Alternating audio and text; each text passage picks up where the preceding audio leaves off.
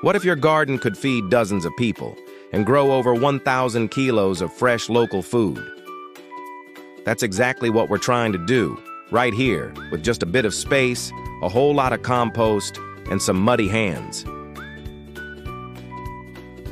Welcome to the 1,000 kg challenge, where every harvest counts, every donation makes a difference, and the garden never waits. In today's episode, leafy chaos, surprise carrots, and a mission to make room for summer crops. Oh, and did I mention we're doing it all while feeding the community? Stick around, because whether you're growing on a balcony or managing your own food forest, this is your weekly dose of real-life gardening, practical tips, and a few good laughs in the dirt.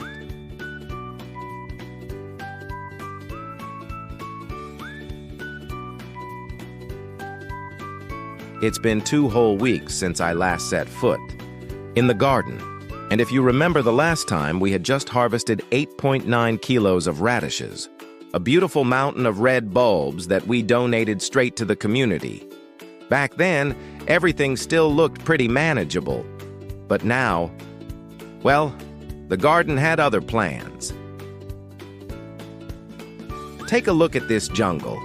The cauliflowers and broccoli have absolutely exploded with leaf growth.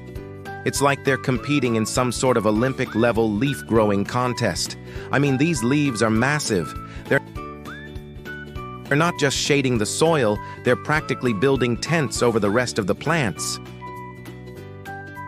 And that's a problem, because right under those leafy giants are the new kids on the block. The courgettes and cucumbers we planted last time. And let's just say, they're not enjoying the lack of sunshine. They're basically sitting in the dark, wondering what they did to deserve this. It's like trying to sunbathe under a parachute. So today, we've got a bit of a balancing act. We're going to plant even more courgettes. They've outgrown their trays and are ready for garden life. We've also got tomatoes that are literally begging to be planted. They're leaning over like, please, just let me touch soil. But we can't just shove them into any available space. First, we need to clear some ground. And that brings us to the carrots. Lots and lots of carrots. Some of them are ready to harvest, others not so much. But that's okay. The bigger, more mature ones will be cleaned up and donated. The smaller ones, we'll keep those for ourselves. Perfect for roasting, soups, or just snacking fresh from the garden. And honestly, nothing goes to waste here. If it's edible, we'll use it. Now, pulling carrots is always a bit of a surprise. You never really know what you're going to get until you yank one out. Will it be long and elegant, short and stubby, or a weirdly shaped double root that looks like it's doing yoga? Either way, it's all part of the fun. All right, time for the carrot pull-a-thon. Not gonna lie, this is basically garden CrossFit. A full leg workout, a lot of squatting, and absolutely zero glamour. Now, fair warning, this time-lapse won't win any cinematography awards. The camera, angle, yeah, let's just say I'm mostly not in the frame. The camera clearly had other priorities today. But hey, there are real carrots, and trust me, there are a lot of them. Some of these are clearly ready to eat, thick, full-sized, just asking to be roasted or grated into a salad. Those will be donated. But a bunch are still small or a bit funny-looking, and that's totally fine. We'll keep those for ourselves. Nothing goes to waste here because imperfect veggies are still delicious. And while the harvest is satisfying, there's a second mission happening here. Making space. Every carrot I pull means more room for new crops, like courgettes and tomatoes, which are ready to go in the ground today. The garden is always in motion, always evolving. Honestly, This is one of those moments where the garden teaches you patience and flexibility. Literally. My legs are going to feel this tomorrow. But hey, that's the deal. You want real food, grown with care? You gotta do a few squats and get your hands dirty. Totally worth it. Harvesting the carrots gave us a bit of space, but not nearly enough for everything we still want to plant today. So on to phase 2, leaf wrangling. The cauliflower and broccoli have gone full jungle. Huge, dramatic leaves reaching in every direction, and honestly, they're blocking the sun like oversized garden umbrellas. So what do? We tie them up. Not all of them, though. We are removing the lower leaves, the ones that are lying flat on the soil. Those tend to collect moisture and attract slugs, which is definitely not what we want hanging around the base of our plants. So off they go. It helps keep the plant healthier and gives us a little more airflow too. The rest of the leaves, the big ones higher up, we're not cutting those. We're just gently gathering them together and tying them in a simple knot. No scissors, no stress. It's kind of like giving your brassicas a loose bun. Very fashionable, very practical. Now, is this ideal for photosynthesis? Nope. The plant will lose a bit of sunlight on those tied-up leaves. But if we don't do it, the tomatoes and courgettes we plant today will be completely smothered in shade. And that's a guaranteed recipe for sad, stunted seedlings. So it's all about trade-offs. A little less light for the big plants now, in exchange for a chance at survival for the new ones. And don't worry, we're not giving up on the brassicas. They're doing great. And we expect to harvest them in about 4 to 6 weeks. So yes, today's solution is part gardening, part hairstyling, and a little bit of pest control. But hey, it works.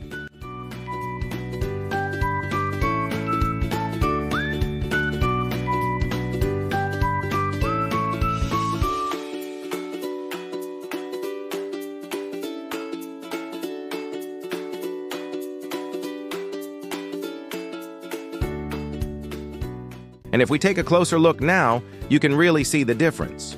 With those leaves neatly tied up, the whole area just looks lighter and more open. It's like we cleared the stage for the plants to really strut their stuff. They've got room to stretch and reach for the sun, and the rest of the garden benefits from it too. Now, let's shift our attention to the zucchinis and tomatoes. They're still chilling on the sidelines for now, waiting patiently in their little trays. But not for long. Soon, we'll be planting them into the ground, ready for their big moment in the garden spotlight. You can already see their potential, though. Those little plants are looking strong, and once they're in the soil, they'll start to stretch out and grow like there's no tomorrow. Now, it's time to get our zucchinis into the ground. I'll start by gently sliding the earth out of the tray, making sure not to disturb those delicate roots too much. The goal here is to ease them into their new home with minimal stress.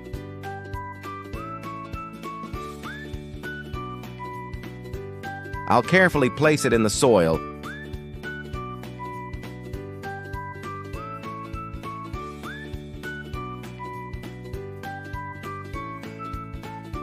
then pop in a little stake beside it to support it as it grows tall and strong.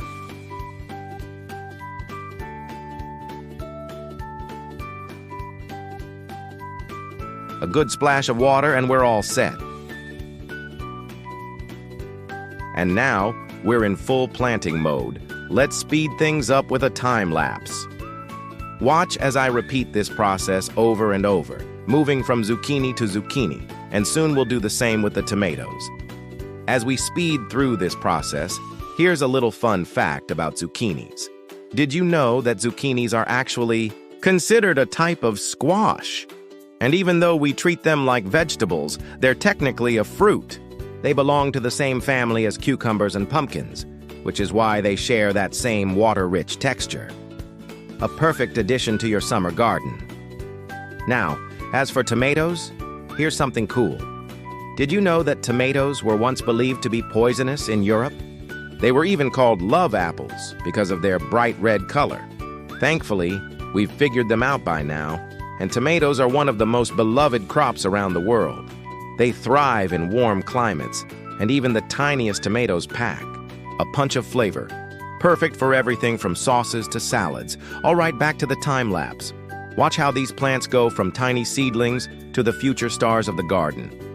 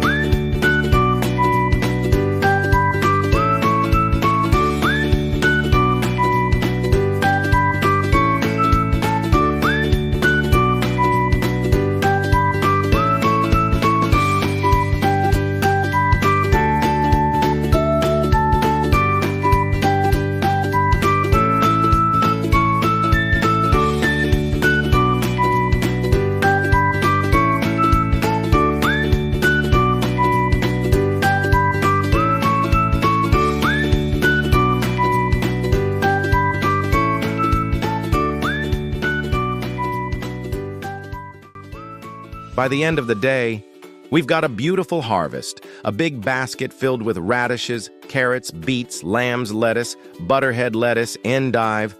It's like the garden made us a salad and just forgot the dressing.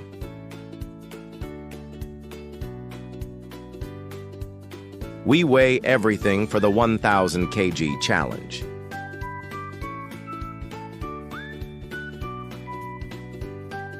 First, the basket.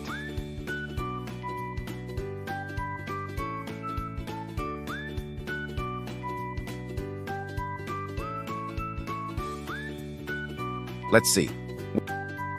Wait, I can't see it. What is that? Flip the screen, please. Ah, right. 9.2 kilos. Now let's see how much this box weighs. Should be a lot easier to see. There it is, 6.7 kilos. That's a total harvest of 15.9 kilos for today and a total of 24.8 for the 1,000 kg challenge. And this week's donation? It's heading to the Wouter Centrum, where it'll be turned into healthy, affordable meals for the local community. Fresh, organic, and grown with care. That's what this project is all about. So the garden looks a little wild right now, sure.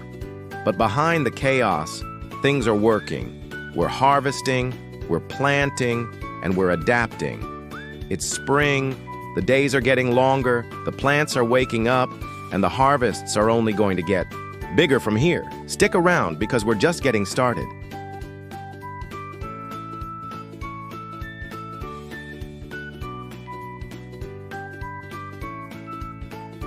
If you're enjoying this journey and maybe dreaming of growing more yourself, make sure to hit that subscribe button, give this video a thumbs up, and share it with someone who could use a little garden inspiration. We're showing what's possible with just a bit of space, a lot of love, and a mission that's bigger than the harvest. And trust me, it only gets better from here. Join the challenge, grow with us, and remember, you can grow it.